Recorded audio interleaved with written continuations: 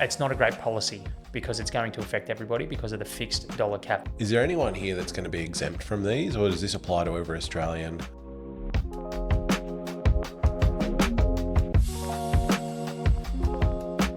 Welcome back to episode 10 of Your Wealth Playbook, the no bullshit guide to building wealth.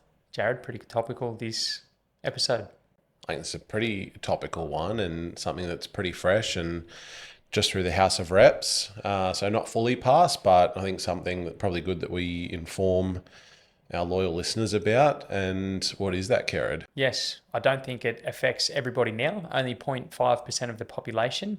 Superannuation taxes or additional superannuation taxes above the $3 million base is what we're going to be talking about today.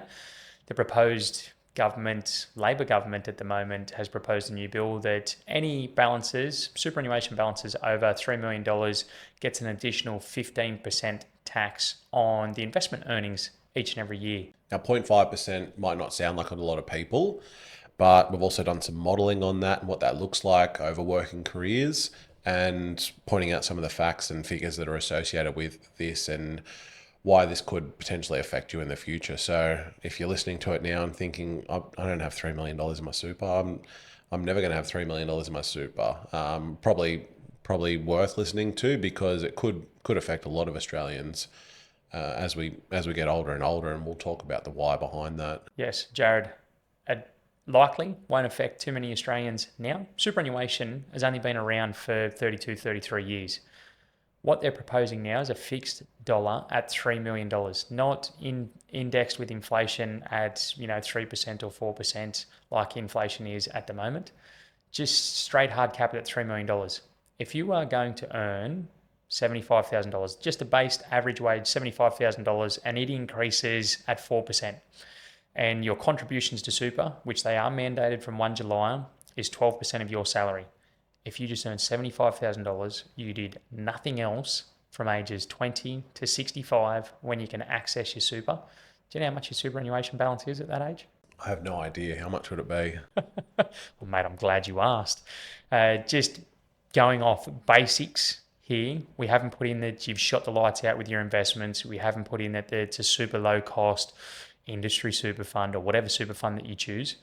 But just based off some pretty basic numbers, everybody's balance starting today, if you're at the workforce, age 20 to age 65, is $3 million. So who does this law affect? It affects everybody.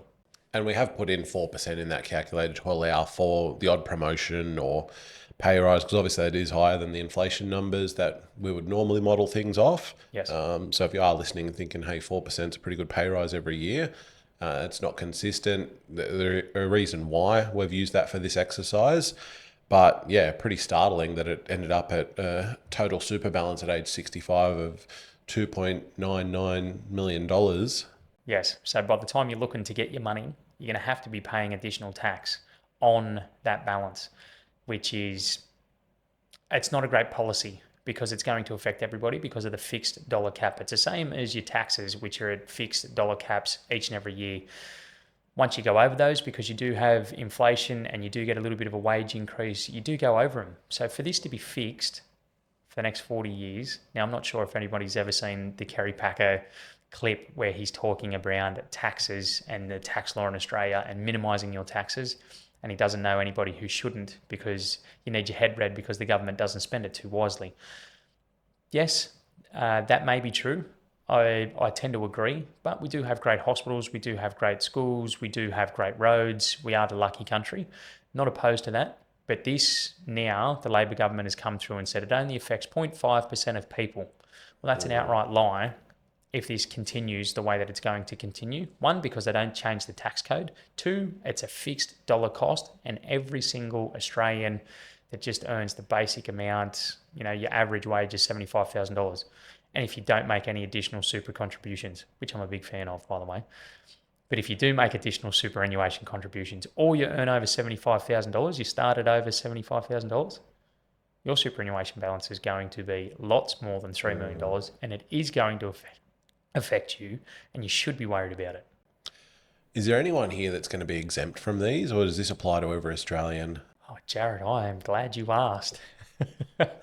Anybody exempt? No, why would anybody be exempt? Of course, there's going to be exemptions, and they are coming for the public service workers and or lawyers and baristas working in the public service. If you've got the balance over $3 million, mate, you keep it. This isn't going to affect you, which is a part of their legislation, which I think is outright wrong, if I'm going to say it politely. Politically correctly. Politically correct is wrong. If you're going to have the hard cap at $3 million, it should be for everybody. Why does anybody get a free kick at the stumps because of what you did for work? Doesn't matter. Why are you taxing more on the hard working Aussie that may be a bricklayer, maybe a sparky, good sparkies by the way. It could be your builder. It could be your office worker, your admin office worker. If you're cracking at your job, you'll earn over $75,000 in a year. It's going to affect you.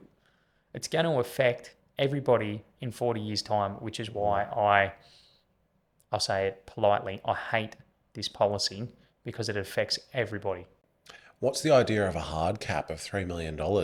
You would think that expert government officials would have some great modelling software out there like what we've used today and work out, hey, $3 million and the buying power of $3 million in 2025 is not going to be the same as $3 million worth of buying power in 40 years. The buying power, you touched on it there, and experts as well, probably two things that I'd like to reiterate. Experts, they might not be experts. I mean, we've got modeling software that's pretty sophisticated.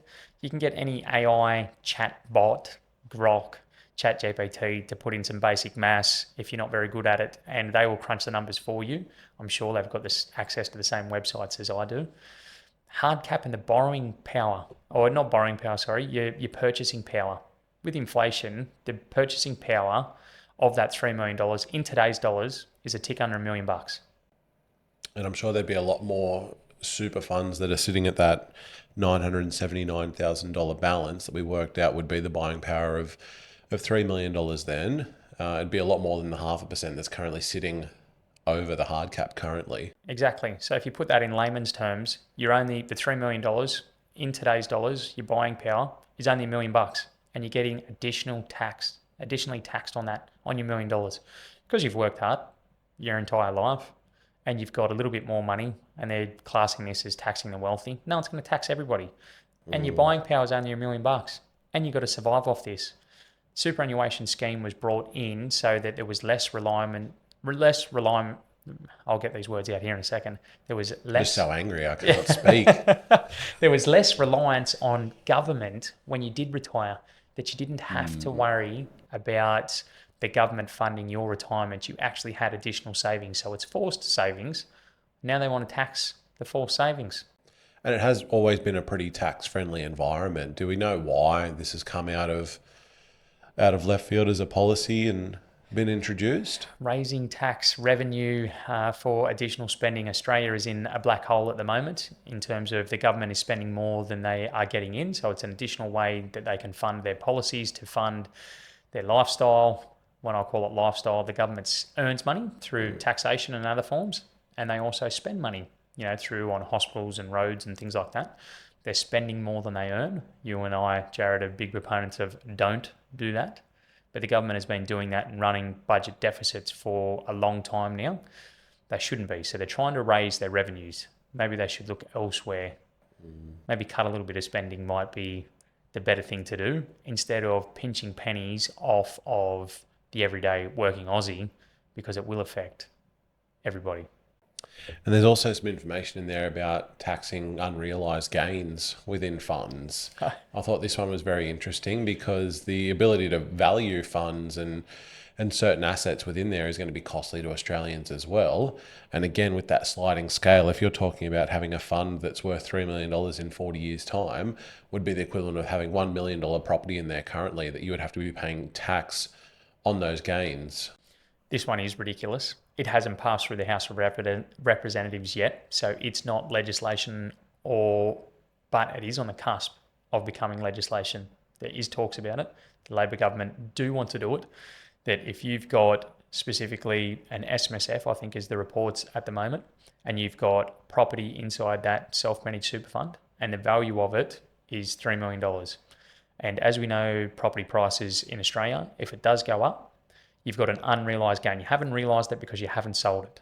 If it goes from 3 million and has a 5% gain, so now it's worth 3.15 or $150,000 worth of gain. You haven't realised it because you're still holding that property. The government wants you to pay tax on that additional $150,000 as if you've sold it. You don't even have the income. You don't even have the extra $150,000. It's unrealised. They're proposing this inside self-managed super funds for balances over $3 million, but not for government workers that have got a self-managed super fund over $3 million, just for your everyday Aussie that does have that balance. And as we know, with inflation, with a hard cap of 3 million, that could be just about everybody if they've got a commercial property inside a self-managed super fund. It doesn't even have to be commercial, it could be residential. But it's an unrealised gain. And do you think that they will stop there? I've also seen that the Senate Greens, they would like that hard cap lowered to $2 million. How do you tax an asset? Capital gains when you're selling a property and you've made some money, absolutely. You put a little bit away from your sale proceeds and get ready to pay that next year when you do your tax return. Completely understand that. If a property's gone up in value by $200,000, or even we have a look at an example, let's say from 2019 to 2021, and you had a property within that period of time, and the gain that you would have seen on a paper value of that property would have been significant there. Where do they get the money to pay for if it's gone up by $200,000, $300,000, $400,000 in that space of time? Where does the fund get the money for that? Do they then have to go away and sell the property to pay the tax Bingo. on the gain that hasn't yet been made? Or Jared, you and I know well enough now that if you do sell a property to somebody else, is there any other taxes or anything, any other revenue that a government would get if a property sale goes through? Of course there is. There's stamp duty on a purchase of a property. So yes, you'll pay your taxes because you need the liquidity to pay your tax bill. The poor sucker who buys your property has also got to pay stamp duty as well. So then there's additional revenue coming through. So not only do they get it on one side for your tax bill that you've got to pay, they'll get it on the stamp duty on the other side from the poor person who's buying the cracking asset that you held. They get it on a stamp duty point of view as well. So they clip the ticket twice. And if you don't have that cash and the government comes looking for it because you haven't sold it and it is a paper gain, an unrealised gain is what it is, an unrealised gain, you'll need to sell that asset. You'll need to get some liquidity because you've got a tax bill. How detrimental to the Australian housing market is this if people have got to continue to sell assets to fund tax bills from an unrealised gain? Something that's... like you said, clip twice. The state government will get it on the way in, and the federal government will get it on the way out, won't they? It's ridiculous. An absolute ridiculous policy that I'm not sure who has come up with this idea, especially with the hard caps of the $3 million, but the unrealised gain.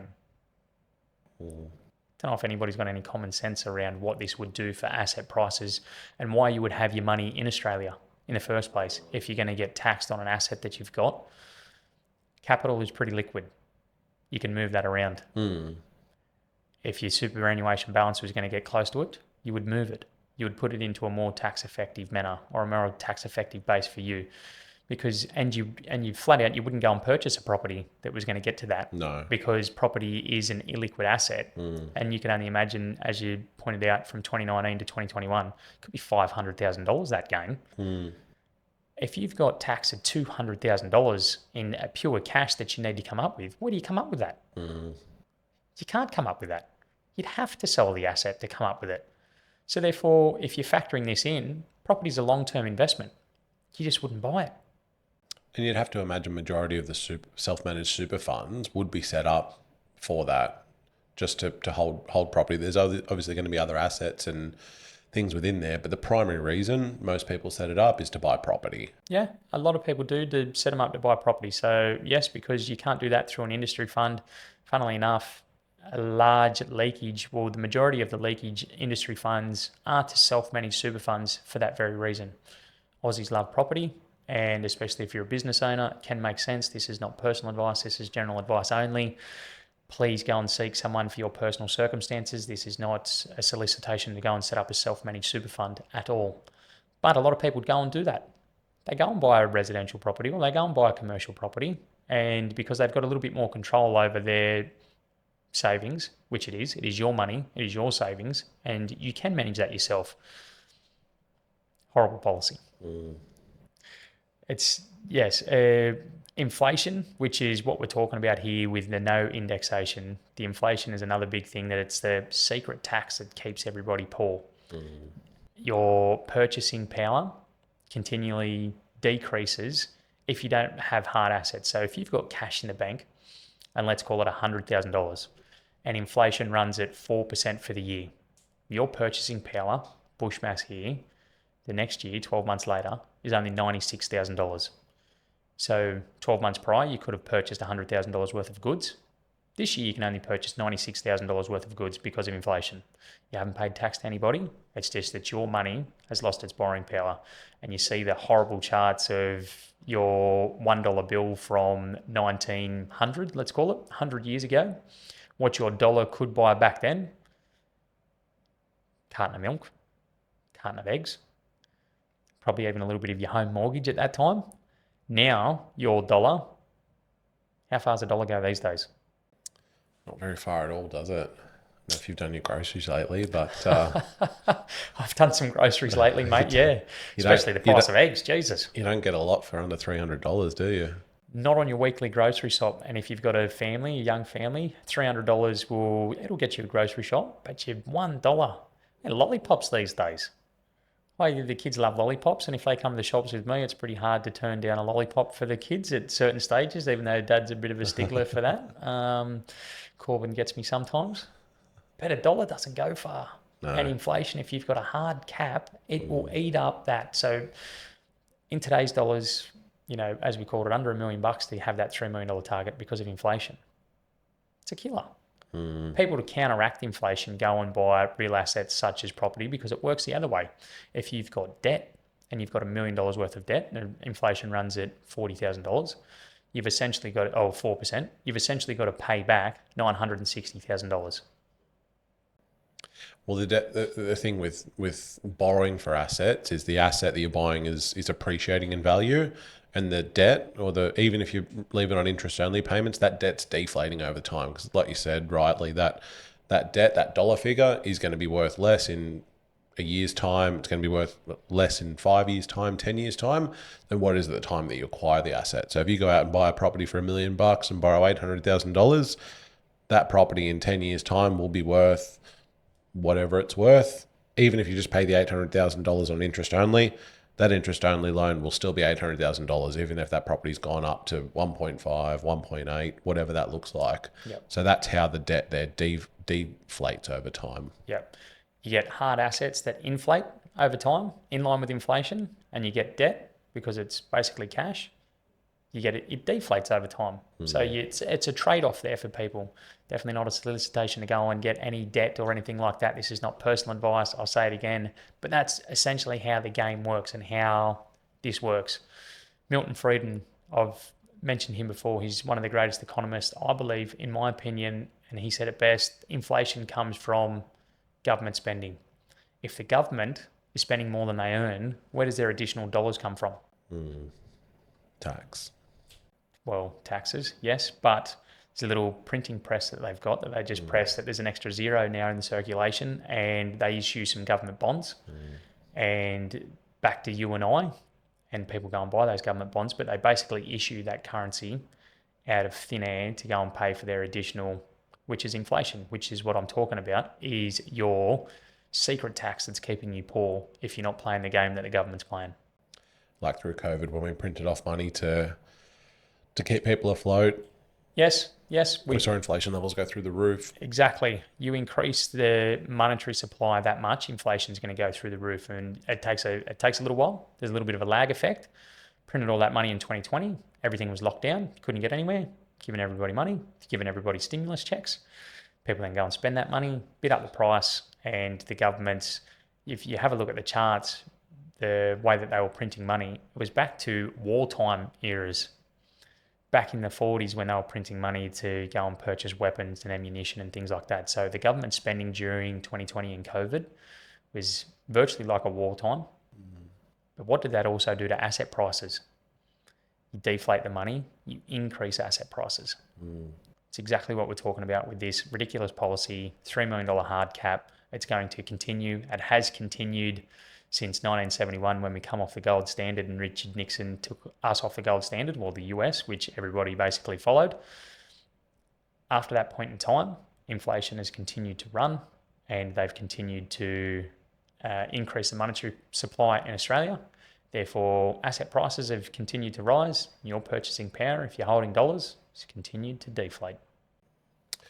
Some very interesting stuff, and I think very informative as well in terms of what's happening there. I think summarize it really, really well. And like we said, this is definitely not a solicitation to go out and get debt or set up a super fund. But if there is anything that you've got questions about and you were looking at potentially setting up super funds, self-managed super funds, or had further questions about this, Kerrod would be your man to talk to. So make sure you do reach out and say hello to him. Yes, you mightn't like my face or my voice. If it is the right option for you, there are 500 advisors in Newcastle, 15,000 Australia-wide. You may align with one, but I know a pretty good one up here in Charlestown or that, works Australia-wide as well. So yes, probably the biggest thing that I'm personally filthy about is this is going to come in play, and it's exactly like the taxes in Australia and the tax band in Australia is fixed without being indexed with inflation.